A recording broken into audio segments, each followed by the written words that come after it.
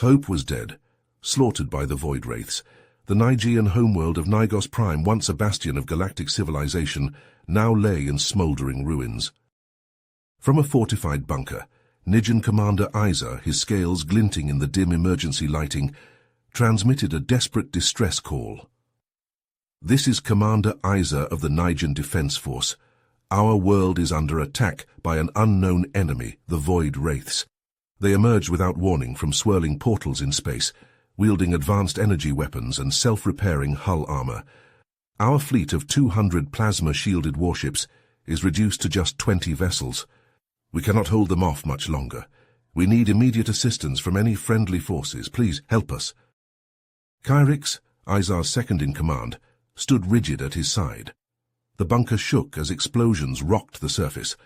On a flickering view screen, they watched in horror as a massive Void Wraith dreadnought descended towards the planet, a 3-kilometer-long, obsidian-black behemoth with pulsing red lines crisscrossing its hull.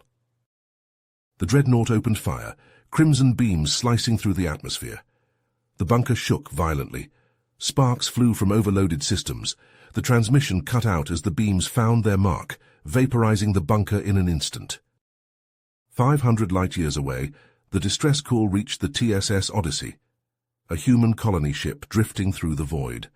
On board, 10,000 human colonists slumbered in cryopods, dreaming of a new life among the stars. The ship's AI, Ares, monitored their vitals and maintained the vessel's systems. Ares processed the distress call with machine speed.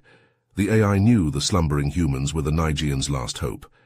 Ares initiated the revival sequence for key personnel, starting with Captain Elena Novak. Her hollow profile flashed across the AI's display. A battle-hardened veteran, her face marked by scars of past fights against pirates and hostile aliens. Next was Johnny Russell, a muscular ex-Special Forces operative with close-cropped hair and haunted eyes that had seen too much death and destruction during the Centauri rebellions. His fists clenched unconsciously as the revival drugs flooded his system. One by one, the chosen few began to stir, gasping as they emerged from cryo-sleep. They had a mission now, a desperate plea from a distant world under siege. The fate of the Nigians, perhaps of the entire galaxy, rested on the actions of these newly awakened humans. They were the last hope in a universe where hope had all but died, and they would not let that hope be extinguished, not without a fight. Captain Elena Novak strode into the Odyssey's command center, her short graying hair slightly disheveled from the abrupt awakening. She scanned the room, taking in the faces of her senior staff, their expressions a mix of confusion and concern. Among them stood Johnny Russell, his muscular frame tense as he tried to process the sudden change in their mission. "Listen up," Novak began, her voice carrying a tone of authority. "We've received a distress call from the Nigean homeworld. They're under attack by an unknown enemy called the Void Wraiths. From what we can gather, these Void Wraiths are technologically advanced and extremely dangerous." A murmur of unease rippled through the room. Novak raised a hand to silence them. "I know this isn't what we signed up for, but we're the only ones who can help. Ares, I need you to analyze all available data on the Void Wraiths. Look for any weaknesses or potential countermeasures."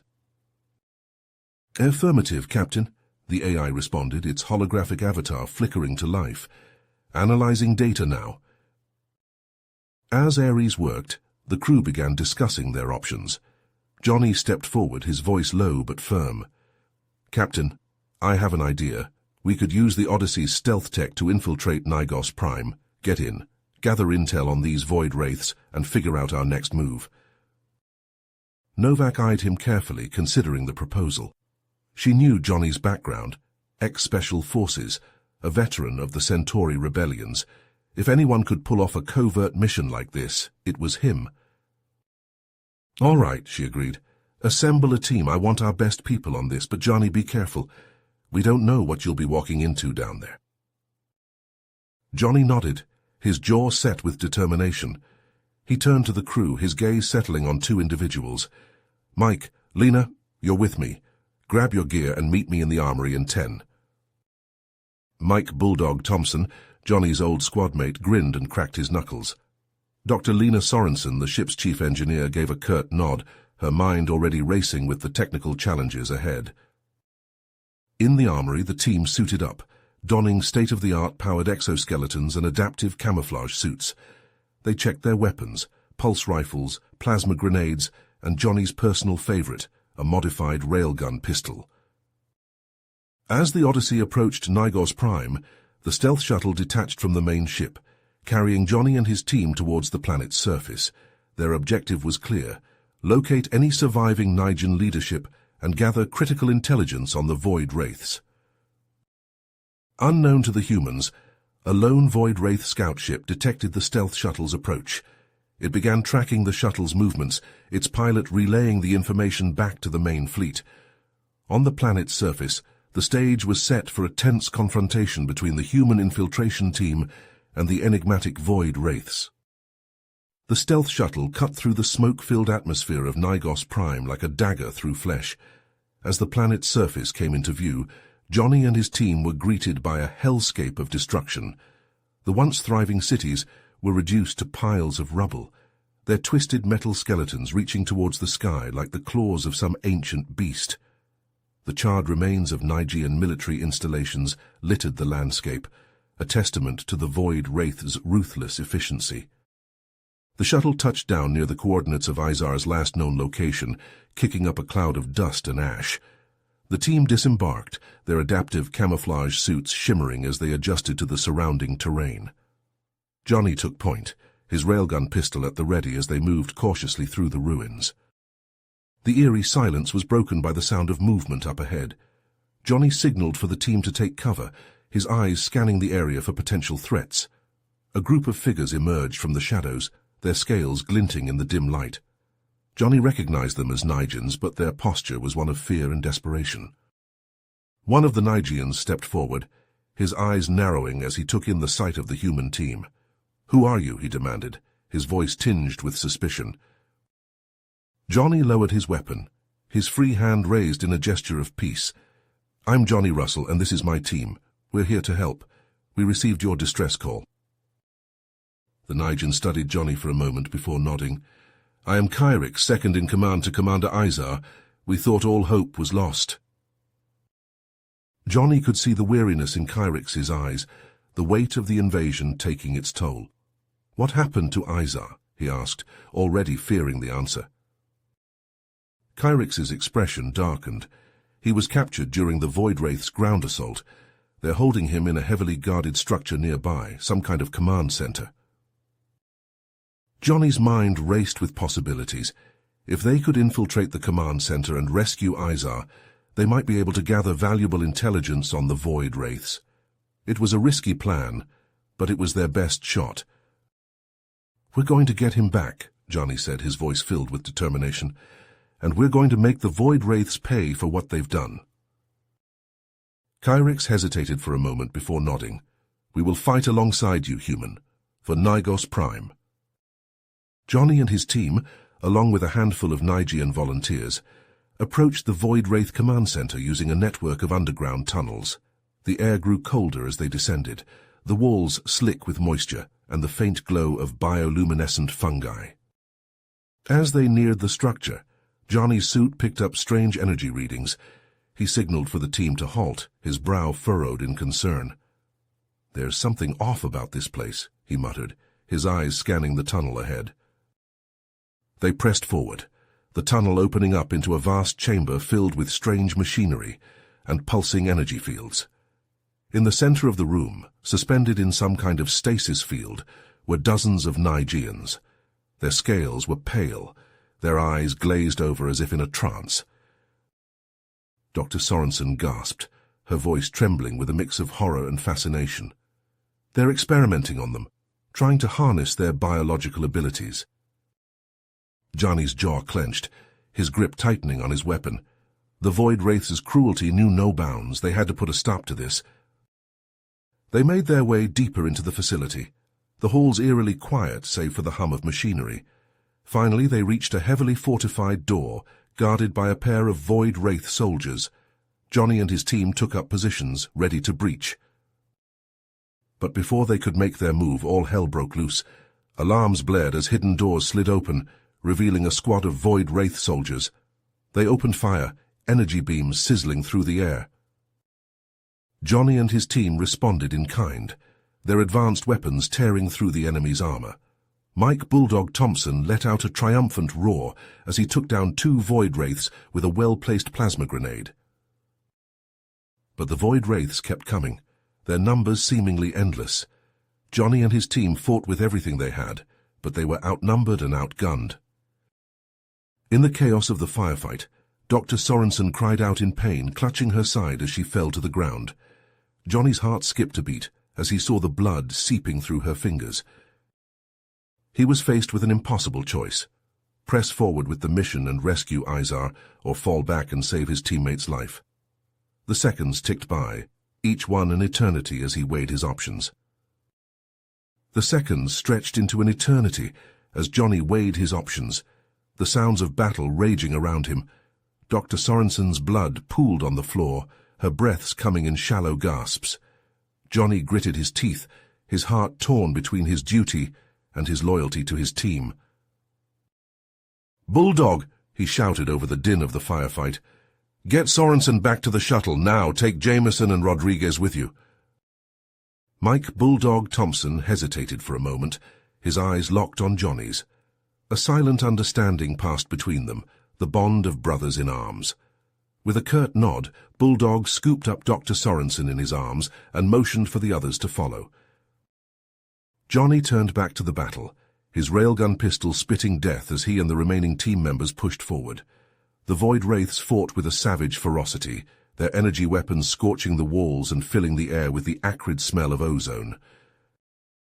But Johnny and his team were relentless, driven by a sense of purpose that transcended the chaos around them. They fought their way through the command center, a trail of broken bodies and shattered machinery in their wake. Finally, they reached the cell where Izar was being held. The Nigen commander was suspended in a stasis field, his scales dull and his eyes closed. Johnny quickly deactivated the field, catching Izar as he slumped forward. As Johnny helped Izar to his feet, his eyes fell on a nearby data terminal. The screen flickered with strange symbols and diagrams, a wealth of information at his fingertips. Without hesitation, Johnny pulled out a portable storage device and jammed it into the terminal's interface. The device beeped and whirred as it downloaded the data, precious seconds ticking by. Just as the download completed, a massive explosion rocked the command center. Alarms blared as the structure began to collapse around them. "Move!" Johnny yelled, tucking the storage device into his suit and dragging Izar towards the exit. The team sprinted through the crumbling halls, dodging falling debris and energy blasts from the few remaining Void Wraiths. They burst out of the command center just as it imploded, a cloud of dust and rubble billowing into the air. Johnny and his team regrouped with the survivors, their faces grim but determined. Back on the stealth shuttle, Dr. Sorensen lay on a medical gurney, her condition stabilized but critical. Johnny clutched the storage device in his hand, the weight of its contents heavy on his mind. As the shuttle docked with the Odyssey, Captain Novak and the crew were already waiting, their faces etched with a mix of hope and apprehension. Johnny handed over the storage device, his voice low and urgent. "We got it, Captain. Everything we need to know about the Void Wraiths." Garrus, the ship's AI, began analyzing the data immediately, its holographic avatar flickering as it processed the information at lightning speed. The crew gathered around, their eyes fixed on the displays as the truth about their enemy unfolded before them. The Void Wraiths were an ancient species, nomadic and relentless. For eons they had roamed the galaxy, consuming entire civilizations and leaving nothing but ashes in their wake. Nigos Prime was just their latest conquest, another world to be stripped of its resources and left barren. But the data also revealed a glimmer of hope, a chink in the Void Wraith's armor. Their energy shields, the very thing that made them nearly invincible, had a vulnerability. A precisely calibrated electromagnetic pulse could disrupt the shields, leaving the Void Wraiths exposed and vulnerable. Captain Novak studied the data, her brow furrowed in concentration. She knew that the Odyssey and its crew couldn't take on the Void Wraith Armada alone. They needed allies, a coalition of the willing to stand against the darkness. She turned to the crew, her voice filled with a quiet determination. "We have our target. Now we need an army. It's time to reach out to the Nigean resistance, to any other species that have felt the Void Wraith's wrath. We're going to take the fight to them, and we're going to win." The crew nodded, their eyes blazing with a newfound sense of purpose. They had the knowledge, they had the weapons, and they had each other. It was time to turn the tide of the war, to make the Void Wraiths pay for every life they had taken. In the medbay, Dr. Sorensen stirred, her eyes fluttering open. Johnny was at her side in an instant, his hand grasping hers. "You're going to be okay, Doc. We got the data, and we've got a plan. We're going to win this thing." Dr. Sorensen managed a weak smile, her voice a hoarse whisper. "I knew you would. Now go kick some Void Wraith ass for me." Captain Novak's voice echoed through the Odyssey's command center, her face etched with a mix of determination and sorrow. "We have a plan to deliver an electromagnetic pulse weapon to the heart of the Void Wraith Armada," she announced. "But it won't be easy. The weapon must be detonated inside their dreadnought to maximize its effectiveness. I'm calling for volunteers for this mission, knowing full well it may be a one-way trip." The room fell silent, the weight of Novak's words hanging heavy in the air. Johnny stepped forward, his voice steady. "I'll do it, Captain. It's the least I can do after everything that's happened." Izar, standing beside him, placed a hand on Johnny's shoulder. "I'm coming with you," he said, his voice filled with a quiet resolve. "My knowledge of Void Wraith technology could be the difference between success and failure." Johnny nodded, a flicker of gratitude in his eyes. Together they began to prepare for the mission, modifying a small fighter craft to slip past the enemy's defenses. They worked in silence, each lost in their own thoughts as they rigged the electromagnetic pulse device to the ship's systems. As the Allied fleet engaged the Void Wraiths in a desperate battle, Johnny and Izar launched their craft, weaving through the chaos of the firefight. The Void Wraith dreadnought loomed before them, a behemoth of obsidian and crimson. Johnny gripped the controls, his knuckles white as he maneuvered the ship towards an airlock. Once inside, they fought their way through the dreadnought's twisting corridors, the pulse device strapped to Johnny's back. Void Wraith soldiers swarmed them at every turn, their energy weapons sizzling through the air.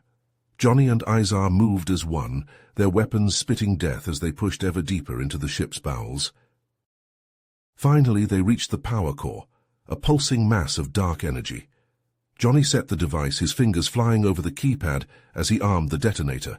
But just as they turned to leave, a group of Void Wraith elite guards burst into the room, their armor gleaming in the eerie light. The battle was fierce, a whirlwind of flashing blades and searing energy beams. Johnny and Izar fought with everything they had, but the guards were relentless. A searing bolt caught Izar in the chest, burning through his armor. He fell to the floor, his breathing ragged as blood pooled beneath him. Johnny knelt beside his friend, tears stinging his eyes. "Go," Izar whispered, his voice weak. "Finish the mission, for Nigos Prime." With a heavy heart, Johnny nodded. He clasped Izar's hand one last time before sprinting for the exit, the timer on the pulse device counting down. He barely made it to the ship before the device detonated, a blinding flash of light engulfing the dreadnought. The electromagnetic pulse ripped through the Void Wraith Armada, their shields failing and systems shutting down.